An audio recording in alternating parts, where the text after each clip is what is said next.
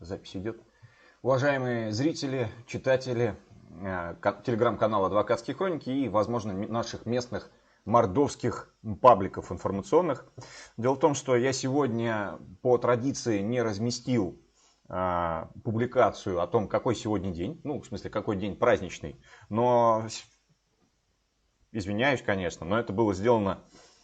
Точнее, это не было сделано не по злому умыслу, а в силу того, что мне сегодня нужно было в 9 часов уже быть в Рамадановском районном суде, где у нас продолжилось судебное заседание по так называемому, я его так называю, дело о мертвых пчелах.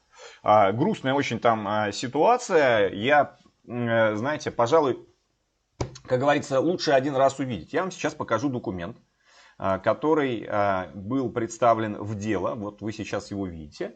И я даже специально для вас его увеличу. То есть Федеральная служба по ветеринарному и фитосанитарному надзору писала в ООО «Рамадановская» письмо-запрос о том, что планируется проведение внеплановой документарной проверки деятельности. Давайте-ка я чуть-чуть немножко сдвину. Значит, ООО «Рамадановская» именно по факту гибели пчел. Вот у такого большого количества граждан, это только те, кто подали заявление. Вот. И что интересно, вот смотрите. Имеющиеся в управлении Россельхознадзора в Республике Мордовия Пензенской области сведения не позволяют определить ответственных должностных лиц и оценить степень их вины в связи с гибелью пчел, принадлежащих указанных гражданам. Сейчас она подгрузится, да. По причине проведения обработки пестицидами полей, засеянных рапсом. Я сегодня заявил в суде ходатайство о вызове тех должностных лиц Россельхознадзора, которые, на мой взгляд, должны были дать пояснение, собственно говоря, почему они никого к ответственности не привлекли. По итогам проверки был вынесен акт о том, что нарушений в области применения пестицидов не обнаружено. Но факт есть факт. Массовая гибель практически не расследовалась. Экспертизы проведены надлежащим образом не были. Я об этом вам 100% говорю. Почему? Потому что мне дали возможность подготовиться к судебным прениям. Я об этом напишу. Ну, допрошенный ветврач, вот, он даже не знает, как правильно отбирать образцы. То есть нужно брать образцы с поля рапса, где проводилась обработка. Образцы этих самых мертвых пчел. Ничего этого сделано не было. И более того, они даже не знали, какое вещество искать. То есть когда направили запрос в лабораторию, конкретного указания на вещество искома Е отсутствовало. А были вещества, которые используют... Ну, не буду я вас погружать в эти подробности. Они, наверное, просто затянут повествование. Наверное, все-таки я отмечу другое. Оказывается, у нас в России с 2011 года, и я, что называется, не буду голословен, я вам сейчас покажу очень любопытную публикацию, которую я сегодня в лихорадочной, так сказать, обстакановке, но все равно же процесс есть процесс, ты постоянно в потоке работаешь в процессе. Так вот, я нашел публикацию, так, это не та публикация, сейчас, секунду, но публикация в российской газете, сейчас, секунду, потерпите, один момент. Вот она, Минсельхоз заявил об ущербе от массовой гибели пчел. Публикация от 9 июля 2019 года в российской газете. Я вам напомню, что все-таки Росгаз, как его иронично именуют адвокаты, есть... Официальное у нас, по сути дела, средство массовой информации, в котором публикуются нормативные акты, законы, короче, и проще сказать. Вот. И что самое интересное, сейчас я вам найду.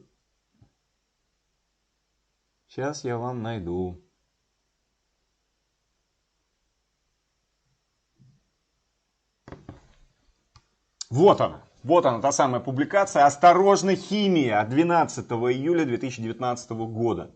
Когда Россельхознадзор заявил о бесконтрольном применении пестицидов в стране.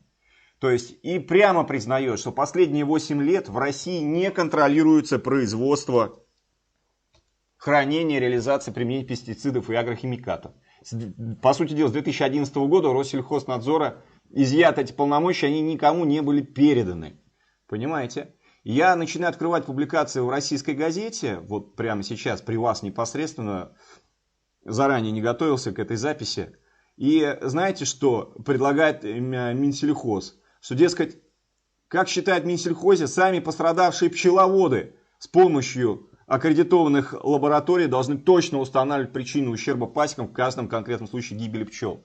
То есть, вы представляете, что предлагается? То есть, по сути дела, пестициды, но мне кажется, особого ума не надо, чтобы понять, что это источник повышенной опасности, и деятельность, связанная с обработкой полей пестицидами, представляет собой повышенную опасность.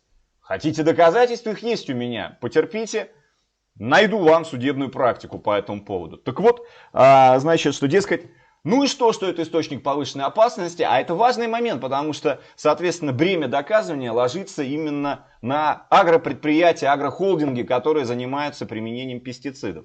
Я все прекрасно понимаю. Экономика должна быть экономной, и все хотят заработать, желательно, прилагая к этому минимум усилий, да и желательно еще за чужой счет. Почему нет, да? То есть плевать они хотели, агрохолдинги наши мордовские, на то, что у пчеловодов передохли все вот эти пчелы семейства. Плевать на самом деле они хотели. И такая вот эта позиция по всей стране. Очень мало пчеловодов, которые действительно заранее готовятся к юридической войне.